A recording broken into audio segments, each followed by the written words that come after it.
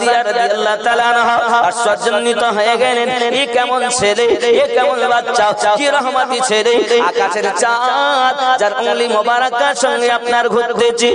সোনা মানিকেরা এজন্য গজলে বলা, শিশু নবী শুয়ে শুয়ে আকাশে তাকায়, জান্নাতেরই হুর গেলে মান সালাম জানায়। জোরে বলেন, গজলে আছে না বলিনি?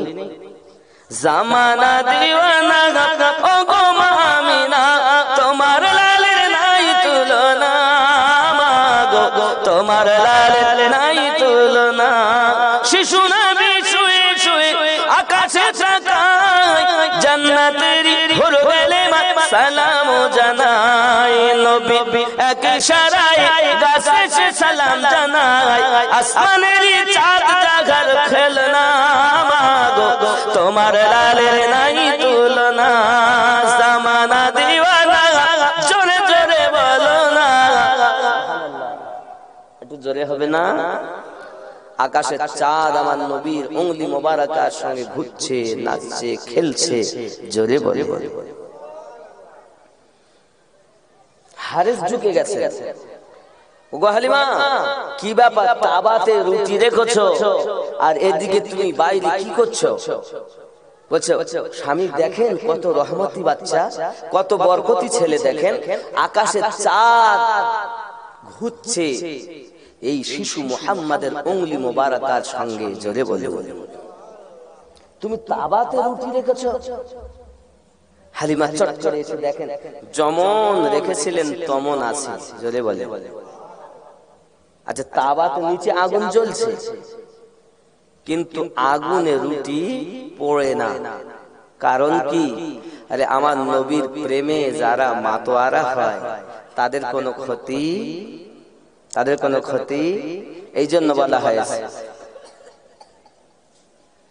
নবীজির গোলামের কোনো চিন্তা নাই, চলো নবীজি জান্নাতে মদিনাতে যাই, চলো নবীজি জান্নাতে মদিনাতে যাই। জোরে বলো, নবীজির গোলাম যারা হবে তাদের কোনো চিন্তা নাই, আছে নাকি?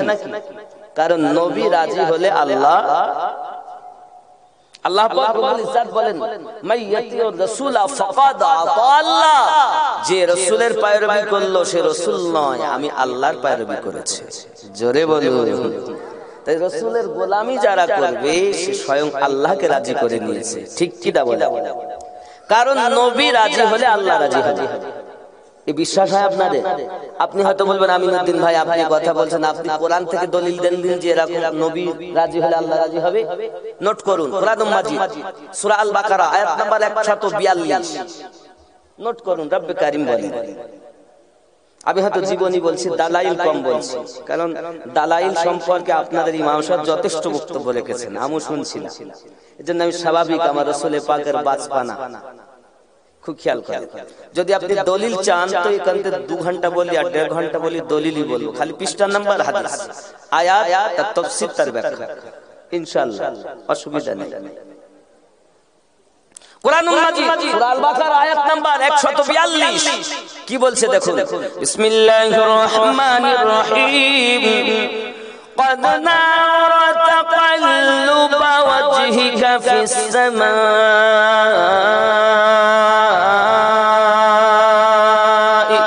فلنولينك قبلة ترضاها। জোরে বলুন। মক্কা থেকে মদিনায় যখন আপনার আমার নবী গেলেন, আল্লাহ পাক আল্লাহ তাআলা বললেন আমার হাবিব আপনি বাইতুল মুকাদ্দাসের দিকে ফিরে নামাজ পড়ুন। জোরে বলুন, বাইতুল মুকাদ্দাস কারে বলি? হযরত সুলাইমান পয়গম্বর জিন্দা রাতে যে মসজিদটা নির্মাণ করেছিলেন ওই মসজিদটাকে বাইতুল মুকাদ্দাস বলা হয়। আল্লাহ পাক বললেন আপনি ওই দিকে ফিরে নামাজ পড়ুন।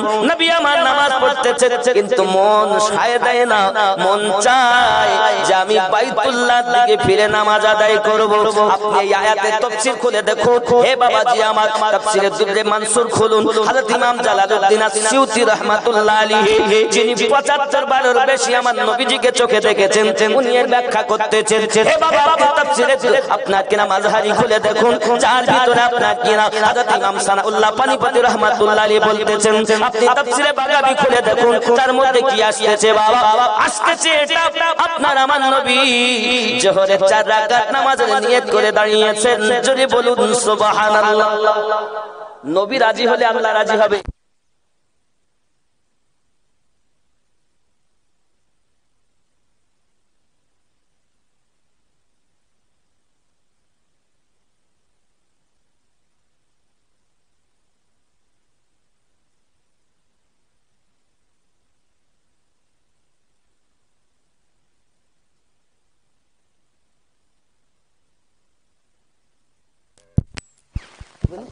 সুবহানাল্লাহ, জোরে বলুন সুবহানাল্লাহ।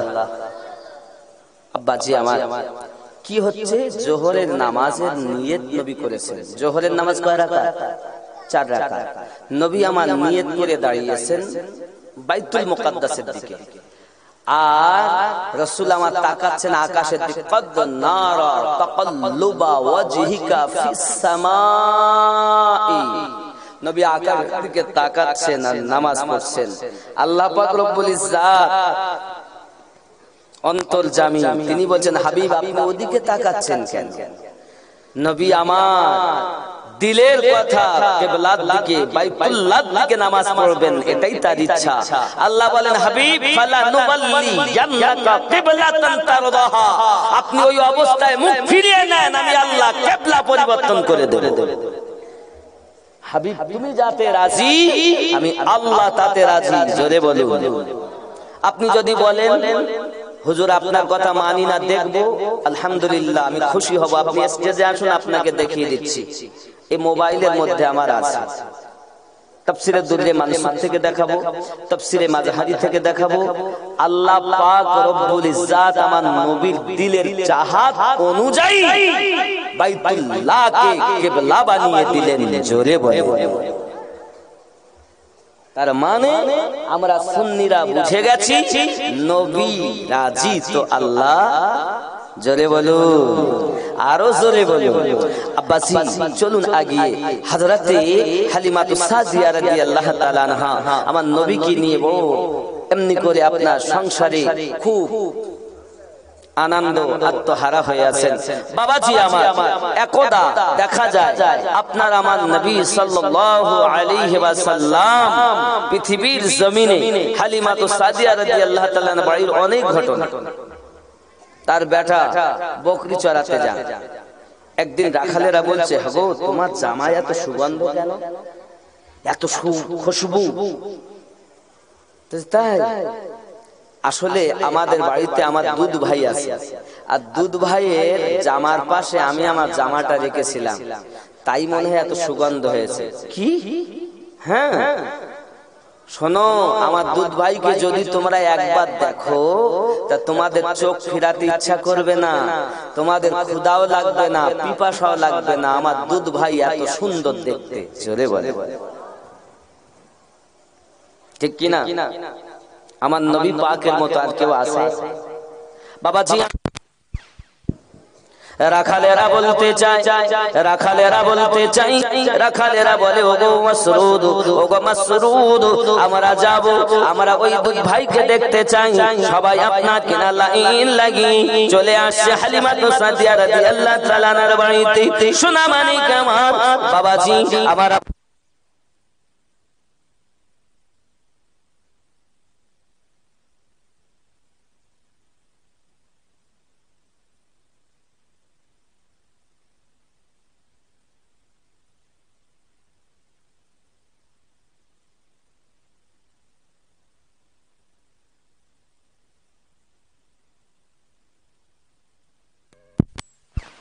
মাশাআল্লাহ মাশাআল্লাহ, কিছু করার নেই। কারেন্ট ওর ইচ্ছা মতো যাচ্ছে, আমাদের ইচ্ছা মতো আমাদের করতে হবে। একটু তাকবীর দেন, নারী তাকবীর। একটু জোর হবে না, নারী তাকবীর, নারী রিসালাত ইয়া রাসূলুল্লাহ। আল্লাহ আমাদের নবী পাক সাল্লাল্লাহু আলাইহি সাল্লামের শান মান বর্ণনা করে শেষ করা যাবে না। চলে কোন সুবহানাল্লাহ। শেষমেশ কথা, হালিমাতু সাদিয়া রাদিয়াল্লাহু তাআলার ঘরে অনেক ঘটনা ঘটেছে। বাবা যাই হোক 2 বছর পর আনলেন, আবার নিয়ে যাচ্ছেন, কিন্তু এই 2 বছরের সময় আমেনা রাদিয়াল্লাহু তাআলার সঙ্গে কথা হলো বটে, কিন্তু আব্দুল মুত্তালিবের সঙ্গে দেখা হয়নি। দূর থেকে আব্দুল মুত্তালিব দেখতে পেয়েছেন হালিমাকে, তো দাদু ভাইকে দেখবেন বলে আব্দুল মুত্তালিব ডাকছেন। তো ওখান থেকে হালিমা চালাকি করবে, যদি বুড়ো আমারে আর না দেয়, কথা বুঝতে পেরেছেন? এজন্য হালিমা দাঁড়াচ্ছেন না। বাপজি দোয়া করেন। অনেক কথা আমি বলতে গেলে শুনে নেবেন, আপনারা ইউটিউবে আছে আমার রাসূল পাকের জিন্দেগি। আমি খালি মক্কা থেকে হালিমাতু সাদিয়া রাদিয়াল্লাহু তাআলার বাড়িতে ঘটনা ঘটতে 2 থেকে 3 ঘন্টা পাট পাট করা আছে, শুনে নেবেন, দেখে নেবেন। মাজুরিয়া টিভি, দরবার শরীফ টিভি বা আজিজিয়া টিভিতে দেখে নেবেন। এরপর আমার আপনার নবী সাল্লাল্লাহু আলাইহি সাল্লাম যখন হালিমাতু সাদিয়া রাদিয়াল্লাহু তাআলার বাড়িতে আসেন, অনেক ঘটনা ফিরিয়ে নিয়ে যাচ্ছেন একদম 4 বছর পর। রাস্তায় যাচ্ছেন, যাওয়ার সময় আমার আপনার নবীকে একটু দাঁড় করিয়ে দিয়েছেন, দিন নিজে প্রয়োজন সারতে গেছেন। হঠাৎ ইবলিস শয়তান বাবা সে এক বড় দরবেশ সেজে, নামাজি সেজে, হাতে তসবিহ নিয়ে সামনে এসেছে। হালিমা বুঝতে পারছেন না, ইবলিস এসেছে। হালিমা বলছে, বাপজি আমার সন্তান এখানে দাঁড় করিয়ে গেলাম, গেল কোথায়? তা বলছে, মা আমি তোমাকে একটা যুক্তি দেবো। বলছে, হ্যাঁ দেন। বলছে, আমার একজন গুরু আছে, সেই গুরুর কাছে যদি আপনি যান তাহলে বলে দেবে ও বাচ্চা গেছে কোথায়। হালিমাতু সাদিয়া রাদিয়াল্লাহু তাআলা বলছেন, ঠিক আছে। যেহেতু মানুষকে ধোঁকা দিতে গেলে হাতে তসবিহ লাগিয়ে দাও, মাথায় টুপি, ভালো লম্বা জুব্বা গায়ে দিলে লোক মনে করে এর মতো আর হুজুর আর নাই। বুঝতে পেরেছেন? আমরা খালি আল্লাহ ওয়ালারা পোশাক পরে না, আল্লাহ ও নবীর দুশমনেরাও এমন পোশাক পরিধান করে ঈমান ছিনিয়ে নেওয়ার জন্য, ঠিক কিনা বলেন? আব্বা হালিমাতু সাদিয়া রাদিয়াল্লাহু তাআলা আনহা এমন সময়তে ঠিক আছে চলেন, এখন ওই দরবেশ আস্তে একদম দরবেশ সেজে আছে, গাছতলায় জঙ্গলের মধ্যে একটা বড় কালো একদম দাঁড়িয়ে আছে। কে? এক কাজ করো হালিমা, একে একবার তুমি সেজদা দাও, একবার সেজদা দাও, তাহলে বলে দেবে যে ওই বাচ্চা গেল কোথায়। হালিমা বলছেন, না আল্লাহ ছাড়া কাউকে সেজদা দেওয়া যাবে না। জোরে বলে সুবহানাল্লাহ। তুমি সেজদা দেবে না, তাহলে তোমার সন্তান কোথায় গেছে বলা যাবে না। হালিমাতু সাদিয়া রাদিয়াল্লাহু তাআলা চালাক ছিলেন, উনি বলছেন, আচ্ছা আমি আমার সন্তানের নাম যদি নেওয়ার পর এই মূর্তি যদি এইভাবে দাঁড়িয়ে থাকতে পারে তাহলে আমি এটা সেজদা দেব। ও দরবেশ বলতেছে, তাহলে তো ভালো কথা, ঠিক আছে নাম আমি বলবো না, আমি তোমাকে বলছি, তুমি বলো। এখন সন্তানের নাম কি? মুহাম্মদ ইবনে আব্দুল্লাহ। জোরে বলি সাল্লাল্লাহু আলাইহি ওয়াসাল্লাম। যেই এই কথা ওই দরবেশ মুখ দিয়ে বলেছে, আর ওই মূর্তি ওই বড় কালো পাথর দেব দাঁড়িয়ে আছে, একদম ভেঙে চুরমার হয়ে গেছে। জোরে বলে, আরে আমার নবীর নাম নেওয়ার সাথে সাথে মূর্তি দাঁড়িয়ে থাকতে পারে না। বাপজি তিনি আমাদের নবী। হালিমাতু সাদিয়া রাদিয়াল্লাহু তাআলা না টুকটুক করে গেলেন আব্দুল মুত্তালিব রাদিয়াল্লাহু তাআলার কাছে, গিয়ে দেখছেন নবীও বসে আছেন দাদুর পাশে। জোরে বলে, হযরত আব্দুল মুত্তালিব সঙ্গে সঙ্গে বলছেন, আমেনা তোমাকে যে আমি অনেকদিন আগে একটা দিয়েছিলাম পোটলা, ওটা এনে দাও। এনেছেন, হালিমাকে দিচ্ছেন। হালিমা বলছেন, আমি নেব না, কারণ আপনি হয়তো মনে করছেন আমি মুহাম্মদকে লালিত পালিত করেছি, না, হাকিকাতে আমি হালিমাকে মুহাম্মদ সাল্লাল্লাহু আলাইহি সাল্লাম লালিত পালিত করেছে, আমার দুঃখের দিন সুখে পরিণত করে দিয়েছে, এমন কি সব কিছু দিয়ে দিয়েছে। আয় আব্দুল মুতাল্লিব, আমার কিছু প্রয়োজন নাই, আমার কিছু প্রয়োজন নাই, আমার যাহা দিয়েছে আমার পূর্ব পুরুষও যদি বসে বসে খায় আমি হালিমার অর্থ খুলাবে না। জোরে বলে আমি মুহাম্মদকে লালিত পালিত করিনি, মুহাম্মদ আমায় লালন পালন করেছে। জোরে বলে, কারণ ওই যে স্বপ্নে দেখেছিলেন হালিমা তুমি যদি ওই বাচ্চাকে লালন পালন করতে পারো অর্থ তোমায় খুঁজতে হবে না, অর্থ তোমায় খুঁজে নেবে। জোরে বলে ওগো আব্দুল মুতাল্লিব, আপনি যখন শুনবেন না অর্থ আপনি আমাকে দিচ্ছেন, নেন, এই অর্থগুলো আমি নিলাম, নেওয়ার পরে আমি আবার আপনার এই দাদু ভাইয়ের জন্য রেখে গেলাম।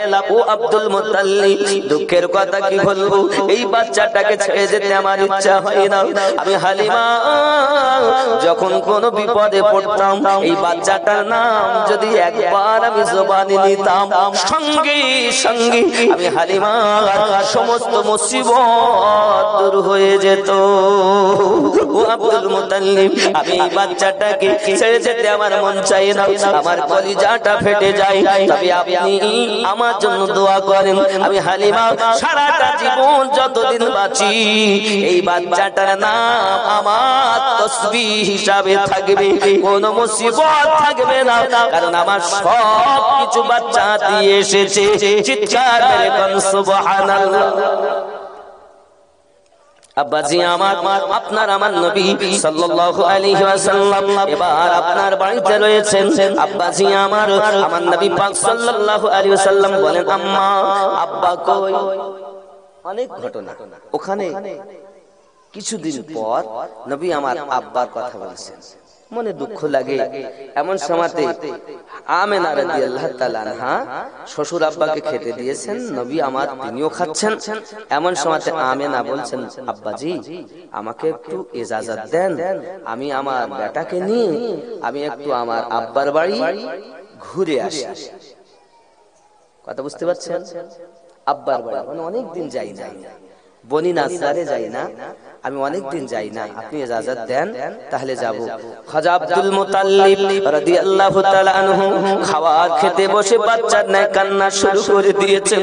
হযরতে আমিনা রাদিয়াল্লাহু তাআলা না বলেন শ্বশুর আব্বা আপনার যদি ইজাজত দিতে মন না চাই আপনার দিতে হবে না, তবে আপনি যেন কান্না করবেন না। হযরতে আব্দুল মুতাল্লিব বলেন আমিনা আমি তোমাকে বিদায় দেওয়ার জন্য কাঁদি না, আমি কেন কাঁদি জানো? আমার এই বংশের ভিতরে সব থেকে সম্মানিত ছিল হযরতে হাসিম, সে যখন ব্যবসাতে গেল আর ফিরে এলো না। তারপরে সম্মানিত ছিল হযরতে আব্দুল্লাহ, সেও যখন আমার থেকে বিদায় নিল আব্দুল্লাহ আমার কাছে ফিরে এলো না। ও আমিনা আমিনা তুমি তারপরে হলে আমার কাছে সব থেকে আদরের, তুমি যখন আমার কাছে বিদায় চাও আমার বেটা আব্দুল্লাহর কথা আমার মনে পড়ে গেছে মা, এই জন্য আমি কাঁদি। খেয়াল করুন, বৌমা যাবে তো শ্বশুর কাঁদে, আর এখনকার সময় যদি শ্বশুর একবার শ্বশুর কাঁদে, শ্বশুর বলে বৌমা গেছে বেশি গেছি একটু শান্তিতে থাকবো। ঠিক না ভুল বলে? শ্বশুর গেছে মানে বৌমা গেছে মানে কদিন একটু ভালোভাবেই কাটবে, কারণ বাড়িতে সব ভান্ডারের গরম 1500 করে মাসে মাসে ঢোকে থাকে। এখন স্বামী বাড়ি, সে যায় মার্কেটে কিনতে শাড়ি। ও আমার মা শুনে নেন না তাড়াতাড়ি,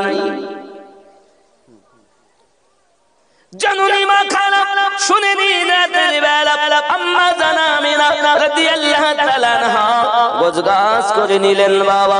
এমনি করে আপনার কি না আপনার আমার আপনার নবী সাল্লাল্লাহু আলাইহি সাল্লামকে নিয়েছেন, দাসী একজন সঙ্গে নিয়েছেন। হে বাবাজিরা আমার, এমনি করে আপনার কি না গোছগাছ করে নি উটনির উপরে একটাতে আমার নবী এবং আম্মা জান বসেছেন, আর একটাতে দাসী বসে আছেন বাবা। দুটি উট সঙ্গে এমনি করে আপনার কিনা রওনা দেবেন। যেই না উটের উপরে কি বসে গেছেন হযরত আব্দুল মুত্তালিব রাদিয়াল্লাহু তাআলা আনহু, দাঁড়িয়ে থাকতে থাকতে মাথা ঘুরে উনি পড়ে গেছেন। যেই পড়ে গেছে আমেনা আম্মা জান নেমেছেন জমিনে, শ্বশুর আব্বার মাথাটা পায়ের উপরে রেখে বলছেন, আব্বুজি আপনার যদি অসুবিধা হয় আমি যাব না আব্বা, আপনি আপনার অবস্থা খারাপ দেখে আমি কখনো যেতে পারি না। হযরত আব্দুল মুত্তালিব বলেন, না বৌমা তুমি যাও, না জানি আমার কলিজায় যেন ব্যথা লাগে, আমার বৌমাকে বুঝি আমি চিরজন্মের মতো হারাচ্ছি মা, এটাই আমার কলিজাতে ব্যথা, এই জন্য আমি মাথা চক্কর খেয়ে পড়ে গেছি। হযরত আমিনা বলেন, আব্বুজি আমি যাব না, আপনার অসুস্থতা দেখি আমি কখনো যেতে পারি না। আব্দুল মুত্তালিব দেখেন, আমি যদি তাকে একটু না বলি তাহলে হয়তো সে যাবে না, একটু আপনাকে না জোর করে বলছি, বৌমা তুমি যাও, আমার দাদু ভাই কি তার আব্বার রওজাটা দেখে নিয়ে এসো, এবং যাও তার নানুর বাড়ি পুরাতন ভিটে আমার বলি না স্যার, ওখান থেকে তাকে ঘুরিয়ে নিয়ে এসো। চিৎকার করে কান সুবহানাল্লাহ। আমিনা রাদিয়াল্লাহু তাআলা আনহা উটনের উপরে বসলেন, দাসী উম্মে আয়মান সেবা আছে, আর একটা চলছে। যত সময় দাঁড়িয়ে দেখতে পাচ্ছেন আমার নবী পাকের দাদুজি, তত সময় দাঁড়িয়ে দাঁড়িয়ে দেখছেন নবী পাকের প্রতি যেমন মায়া, বৌমার প্রতি তেমন মায়া। জোরে বলে। কিতাবের ভিতরে লেখা আছে বাবা, কিতাবের ভিতরে লেখা আছে, যত সময় দেখতে পেয়েছেন চোখের পলক ফেলেননি তিনি। প্রতিদিন সকালবেলা রাস্তার ধারে দাঁড়িয়ে দাঁড়িয়ে যদি কোনো কাফেলা যেত জিজ্ঞাসা করত, আমার আমেনা আমার বৌমাকে কি আসতে দেখেছেন আপনারাও? প্রতিদিন দেখতেন। এ বাবারা, তারে বৌমা কেমন ব্যবহার করেছে শ্বশুরের সঙ্গে, আর এখনকার যুগে শ্বশুরের বাবা আপনার এমন ব্যবহার করে, পার করে দাও তোমার আব্বার পেশাবের বন্ধতে থাকতে পারি না। আছে না? আমার মা খালা শুনে নাও, রাতের বেলা তুমি কি জানো আমার রাসূল পাক সাল্লাল্লাহু আলাইহি ওয়াসাল্লাম বলেন, কোন সন্তান যদি আপনার সকাল বেলা উঠে তার আম্মা জানের মুখ পানে চাইয়া বলেন, ইনি আমার গর্ভে ধারিণী মা, যদি তার আব্বার মুখ পানে চাইয়া বলেন, ইনি আমার আব্বাজি, আল্লাহ পাকের নবী জানিয়েছেন তার নামায়ে আমলে কবুল হওয়া হজের সওয়াব লিখে দেওয়া হয়। জোরে বলুন, আমি নবীর হজ করতে যাব, কবুল হতে পারে নাও। আব্বার মুখ পানে তাকালে হজের নেকি হয়, মায়ের মুখ পানে তাকালে হজের নেকি হয়, আর আপনি ওই আব্বা মায়ের মুখ পানে তাকাচ্ছেন তার গরম নজরে। কেমন করে? তোমার মতো মূর্খ লোক এত কথা দাঁতের উপরে দাঁত দিয়ে বাপের সব কথা করছে না। নবী দিবস করে লাভ কি? ও নামাজের কোনো মূল্য নাই। আব্বাসি আমার সোনামানিকেরা, পৃথিবীর জমিনে আপনি আগে নিজেকে পরিবর্তন করুন, আপনি নিজে আগে ভালো হন, ইহ জগতে লাভ হবে, পর জগতে লাভ হবে। এখন ফজিলতের ওয়াজ হবে বেশি, ইমানের আওয়াজ হলো কম। হে বাবা, আল্লাহ পাক আমাদেরকে 10টি অবদান দিয়ে সৃষ্টি করেছেন, আগুন, পানি, মাটি, বাতাস, নাফসে আম্মারা, এটা হলো আলামে খলকের সঙ্গে সম্পর্ক। হে বাবা আমার, এই নিম্ন জগতের সঙ্গে সম্পর্ক মনে রাখবেন, আগুন, পানি, মাটি, বাতাস, নাফসে আম্মারা। এই নাফসে আম্মারার বাসস্থান হলো নাভির নিচে।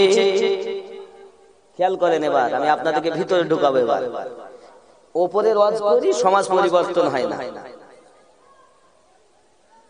ও দাড়ি রেখে লাভ কি? এখন মিথ্যা কথা বলে। ও নামাজ পড়ে লাভ কি? এখনো পরের বদনাম করে। খেয়াল করবেন বাবা, আব্বাজি আমার, তাহলে আমি 5টা বলেছি, আগুন পানি মাটি বাতাস নাফসে আম্মারা, আর 5টি হলো আপনার লতিফায়ে কল, যেটা ডানে বাম স্তনের 2 আঙ্গুল নিচে আল্লাহ দিয়েছেন, আর একটি হলো লতিফায়ে রূহ, যেটা বাম স্তনের 2 আঙ্গুল নিচে আল্লাহ দিয়েছেন। বাবা আমার 3 নাম্বার হলো লতিফায়ে সির, যেটা আল্লাহ পাক 2 সিনার 2 স্তনের মাঝে, মানে মিডল যে নরম হাড্ডিটা আছে ওখানে দিয়েছেন।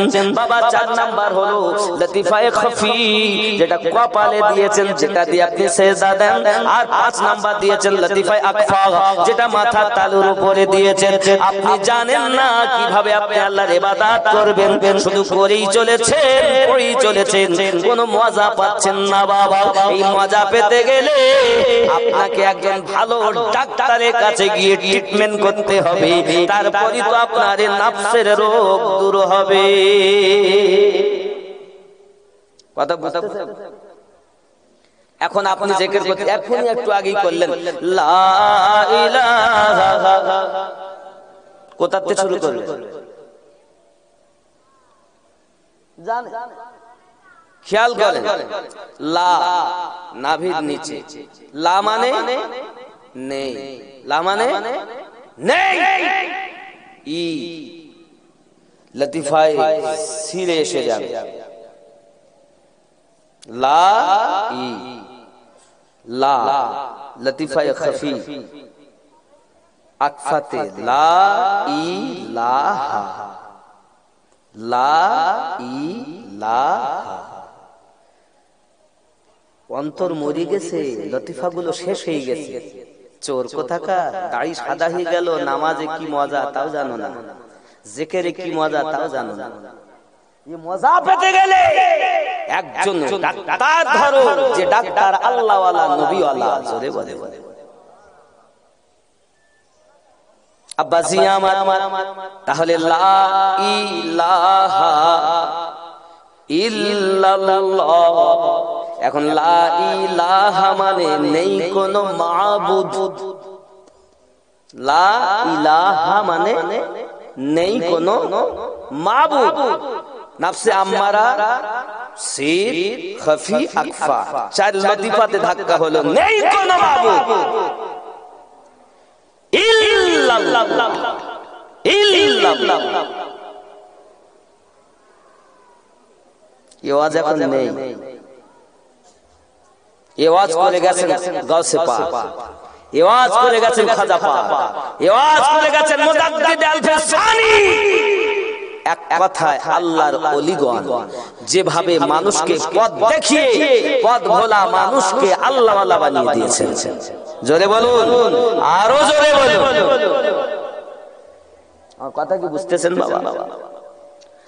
এই লতিফাগুলোকে জিন্দা করতে হবে। এই জন্য বলে মানুষের দেহের মধ্যে এক টুকরা গোস্ত আছে, ওই গোস্তটা যার ভালো তার সব ভালো। ছেলে আপনার নয়, মেয়ে আপনার নয়, বন্ধু আপনার নয়, স্বামী আপনার নয়, সব বেকার, দুনিয়ার খেলা।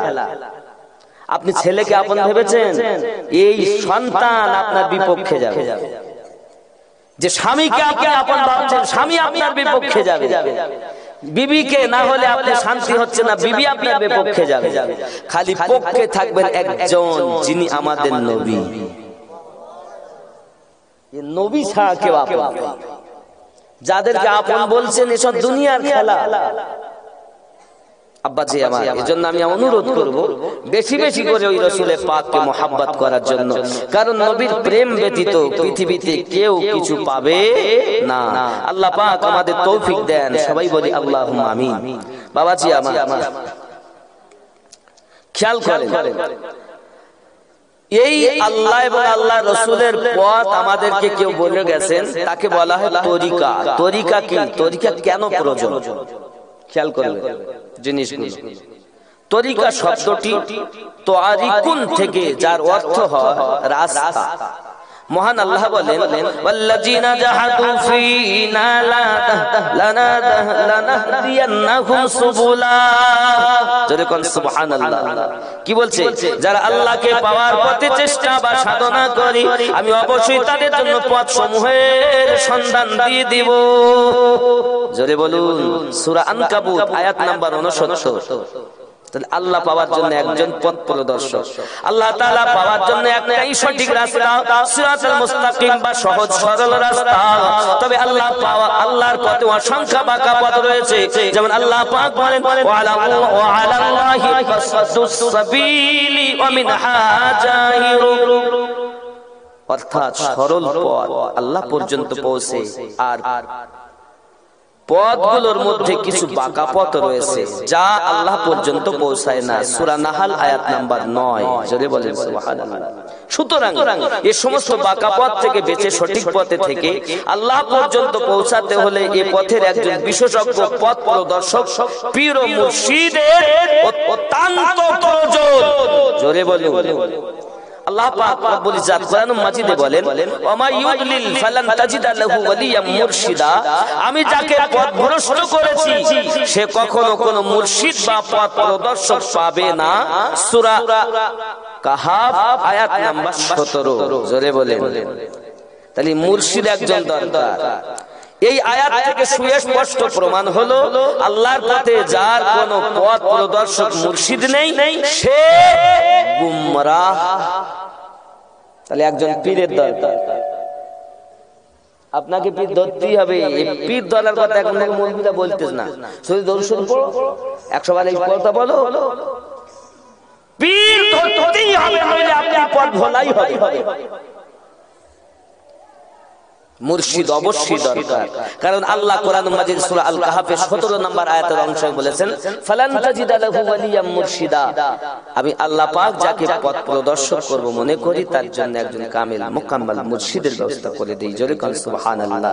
এখন আমরা সবাই জানি শরিয়াত, তরিকত, মারিফাত আর হাকিকত, বলি কি বলি না? আমাদের প্রিয় নবী সাল্লাল্লাহু আলাইহি ওয়াসাল্লাম ফরমান শরিয়াত, তরিকত, সুবহানাল্লাহ, এই বিষয়টা বলি। আচ্ছা, শরিয়াত কি জানার প্রয়োজন আছে?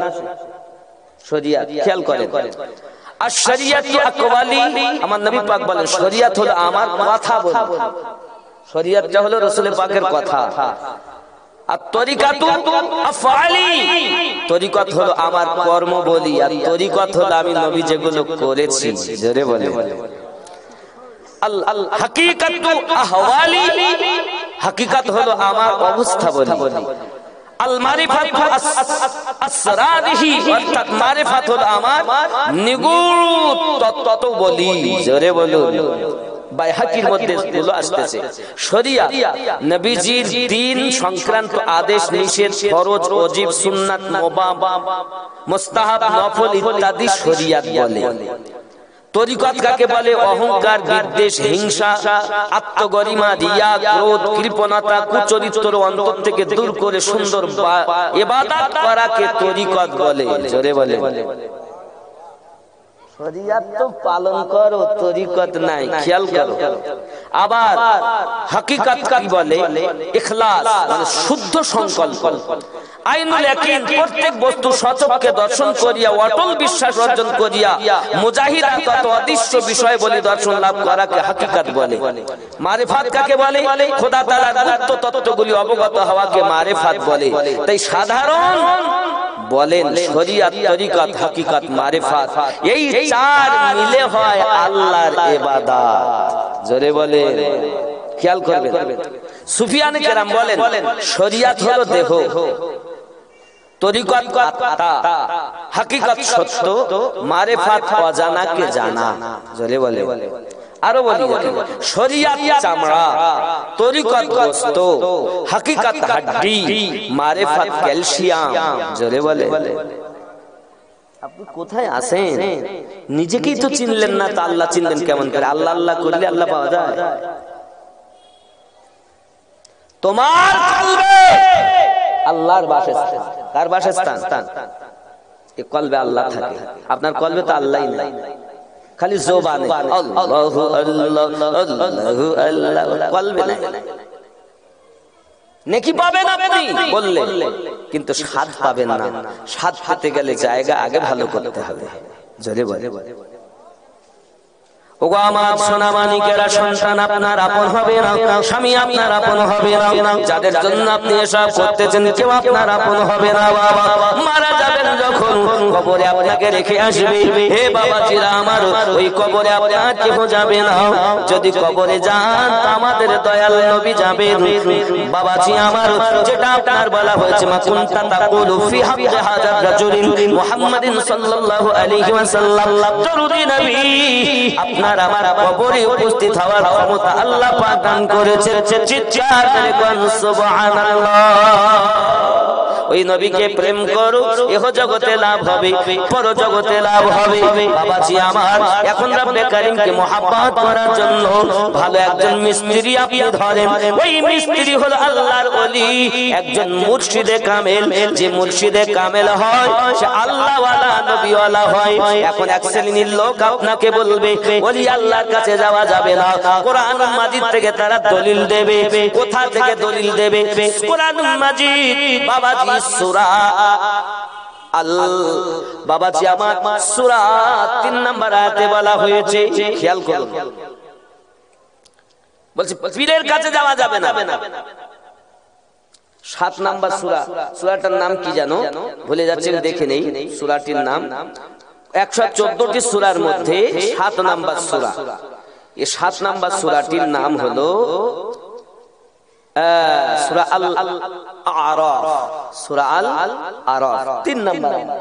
আপনি খুলে দেখবেন, এর মধ্যেই আছে কি আছে? মিন দুনিহি আউলিয়া। আউলিয়া মানে বন্ধু। মিন দুনিহি আউলিয়া। আর সূরা ইউনূসের 62 নম্বর আয়াতে আল্লাহ পাক বলেন ইন্না আউলিয়া আল্লাহ। জোরে বলেন সুবহানাল্লাহ। ওখানেও আউলিয়া, এখানেও আউলিয়া। এখন ওয়াহাবি যারা ইন্টারনেট খুলে দেখবেন, ইউটিউবের মধ্যে অনেক মৌলবীরাই বলবে ওলি আল্লাহর কাছে যাওয়া যাবে না। দলিল কোরআন মাজিদের সূরা আল-আরাফ আয়াত নাম্বার 3। সমস্যাটা কোথায় জানেন? খেয়াল করেন, এই সূরা আল-আরাফে লেখা আছে মিন দুনিহি আউলিয়া, যারা দুনিয়ার আউলিয়া, শয়তানের আউলিয়া, শয়তানের বন্ধু যারা, তাদের কাছে যেও না। আর সূরা ইউনূসের 62 নম্বর আয়াতে আল্লাহ পাক বলেন ইন্না আউলিয়া আল্লাহ, নিশ্চয় আল্লাহর বন্ধু যারা। জোরে বলে, আল্লাহর বন্ধুর কাছে যাওয়ার হুকুম, শয়তানের বন্ধু থেকে দূরে থাকার হুকুম। আর এক শ্রেণীর মৌলবি এখন ইউটিউবে শুধু বলতেছে ওলি আল্লাহর কাছে যেও না, সেটা কোরআন থেকে দলিল দিচ্ছে, কিন্তু জাম গাছের ছাল আম গাছে লাগিয়েছে। আচ্ছা বলেন, আমরা যেসব ওলি আল্লাহর কাছে যাই তারা শয়তানের বন্ধু না আল্লাহর বন্ধু? আল্লাহর বন্ধুর কাছে যাওয়া কোরআন মাজিদেই আছে, ইন্না আউলিয়া আল্লাহ। দেখেন, আউলিয়ার পরে আল্লাহ শব্দ আছে। আর সূরা আল-আরাফে মিন দুনিহি আউলিয়া, এখানে আল্লাহ নাই, দুনিয়া আছে, শয়তান আছে। শয়তানের কাছে যেতে নিষেধ করেছেন, শয়তানের বন্ধুর কাছে যেতে নিষেধ করেছেন। আর সেটা আল্লাহর ওলির কাছে এনে ওয়াহাবীর দল আমাদেরকে বলছে আল্লাহর ওলির কাছে যাওয়া যাবে না। নামাজ দেখে ভুলতেছে। আর এতটা ডিগ্রি তোমাকে বাঁচাবে না। যদি হাসরের মাঠে বাঁচায়, আমাদের নবী তোমাকে বাঁচিয়ে জান্নাতে নেবে। ঠিক কিনা বলেন? আব্বাজি আমার, আমি অনুরোধ করব আপনাদেরকে, পৃথিবীর জমিনে যতদিন বাঁচেন ইশকে রাসূল রাখুন, আর ওলি আল্লাহর দরবারে যান, মুরিদ হন। আপনি হয়তো মনে করছেন পীর ধরা কি অতি অবশ্যই? আমি আপনাকে বলবো অতি অবশ্যই দরকার। কারণ পীর না ধরলে বায়াত হওয়া কি জরুরি? বলবো কথাটা, পয়সা দেবেন? আচ্ছা, এই কথা আমি বলবো, বায়াত হওয়া অবশ্যই জরুরি কিনা কোরআন মাজিদ থেকে ইনশাআল্লাহ তাআলা দলিল দিয়ে বলবো। আচ্ছা, আপনারা কে আছেন এমন যে আগামী বছর যাতে জালসাটা হয়? আমি জানি মসজিদের জন্য অনেক আপনারা দান দিয়েছেন, অনেক টাকা ব্যয়, যেহেতু ওই সাইডটা করেছেন। মাওলানা সাহেব, আপনাদের ইমাম সাহেব যথেষ্ট বক্তব্য রেখেছেন দানের উপরে, সমস্ত দিকটা বুঝিয়েছেন। বাবা, আপনারা কে এমন আছেন যে আগামী বছরে জালসা যেন হয় 1000 টাকা দেবেন? জলসার সময় 1000 টাকা। মোহাম্মদ আব্দুল গফফার মন্ডল সাহেব 1000 টাকা দিবেন। আল্লাহ রুজিতে বরকত দিন, হায়াতকে দারাজ করুন। মোহাব্বতে একটু জোরে সরে তাকবীর দেন, নারে তাকবীর। মোহাব্বতে নারে তাকবীর, আরো জোরে নারে তাকবীর। আল্লাহ রুজিতে রোজগারে বরকত দিন, আল্লাহ হায়াতকে দারাজ করুন। আল্লাহ সকলকে নামাজি বানিয়ে দিন, পরিবার পরিজনদেরকে আপনি 5 জায়গা নামাজি বানিয়ে দিন। আরো জোরে বলুন আল্লাহুম্মা আমিন। আর একটু হবে না বাবা? আমার নজরুল ইসলাম ভাই তিনিও দেবেন 500 টাকা। আল্লাহ তার রুজিতে বরকত দিন, আল্লাহ হায়াতকে দারাজ করুন। মোহাব্বতে তাকবীর, নারে তাকবীর, আরো জোরে নারে রিসালাত ইয়া রাসূলুল্লাহ। আল্লাহ পাক সকলকে আপনি কবুল করে নিন, সংসারের অভাব দূর করে দিন। আল্লাহ আমার নবী পাকের মোহাব্বত কলিজায় দান করুন। আরো জোরে বলুন আল্লাহুম্মা আমিন। আর হয় একটু বলেন, তাড়াতাড়ি বলেন। 1000 টাকা কে দিতে পারে? কি নাম? মোহাম্মদ ফারুক হোসেন 1000 টাকা দেবেন। আল্লাহ রুজিতে রোজগারে বরকত দিয়ে আল্লাহ রোগ শোক থেকে মুক্তি দিও, অভাব অনটন দূর করে দিও। আল্লাহ পাক আল্লাহ তাআলা সংসারে যারা থাকে সকলকে তোমার নবীর গোলাম হিসেবে কবুল করে নাও। আরো জোরে বলুন আল্লাহুম্মা আমিন। নারে তাকবীর, জোরে তাকবীর দেন না, নারে তাকবীর। বাবা এখনই তাবারক ইনশাআল্লাহ, হয়তো বেশি লেট করা হবে না, খুব গভীর রাত করা হবে না ইনশাআল্লাহ তাআলা, অল্পের মধ্যে ছেড়ে দেওয়া হবে। তাকবীরটা একটু ভক্তি ভরে দেন, না রাই তাকবীর। কি শুনেরা বলেছেন? একটু মোহাব্বতে বলেন, মোহাব্বতে বলুন বাবা, নারে তাকবীর। এখানকার আওয়াজ তো এমন হয় না, আমি তো এসেছি জানি, আপনারা খুব জোরে তাকবীর দেন। আল্লাহ আপনার গলাতে খুব ভলিউম দিন, একটু মোহাব্বতে কইবেন নারে তাকবীর, নারে রিসালাত। আল্লাহ তাআলা কবুল করেন, আল্লাহ মনের বাসনা পূর্ণ করেন। আরো জোরে বলুন আল্লাহুম্মা আমিন। আর একটু হয় না বাবা? দেখেন যে কলবের কথা আমি বলছিলাম বাবা, এই কলবের আল্লাহ পাক 14টা ভাগ করেছেন। কটা? 14টা। এই কলব এর 14টা ভাগ আমি আপনাদের ইনশাআল্লাহ তাআলা বুঝাবো। 1000 করে 14 জন হলে বলবে একটা হয়েছে, 14টা হলে 14টা বলবে। কলবের আবার 14 রকম ভাগ। কি নিয়ে বাস করছেন আগে দেখেন, নিজেকে তো চিনতে পারলেন না, আমাকে চিনেছেন আমিনউদ্দিন। এ দুটি হাত, চোখ, মাথা, পা, পেট, পিঠ, আমিনউদ্দিন কই?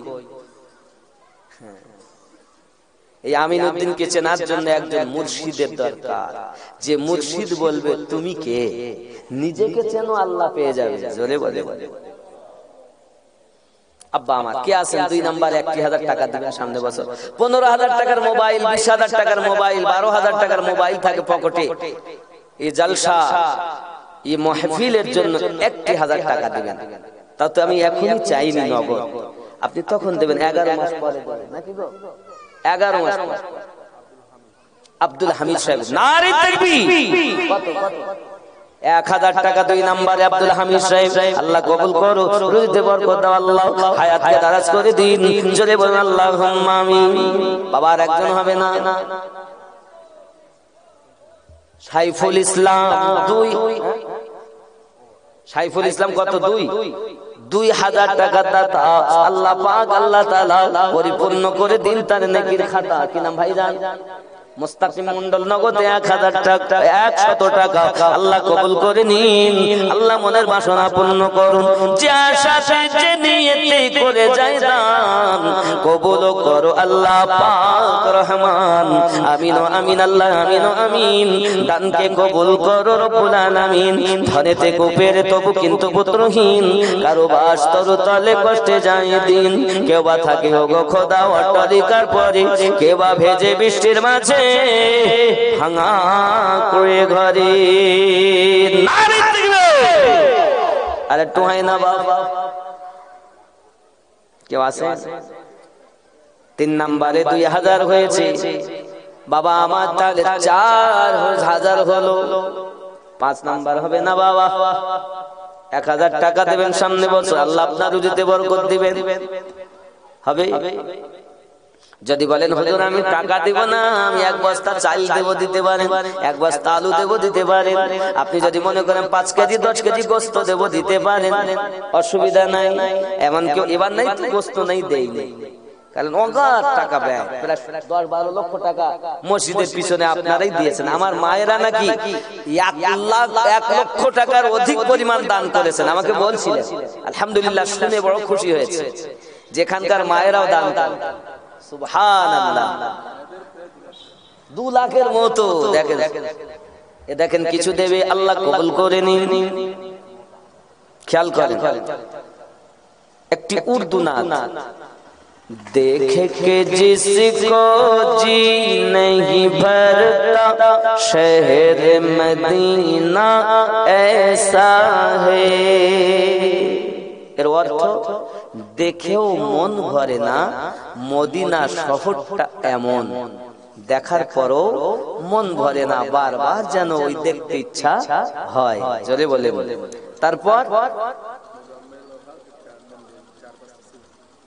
মুজাম্মাল হক, তিনি 4 বস্তা সিমেন্ট দেবেন। আল্লাহ কবুল করো, কবুল করো মনের বাসনা, খানায় কাবা না দেখাইয়া মৃত্যু দিও না। জোরে বলেন আল্লাহুম্মা আমিন। নারে তাকবীর।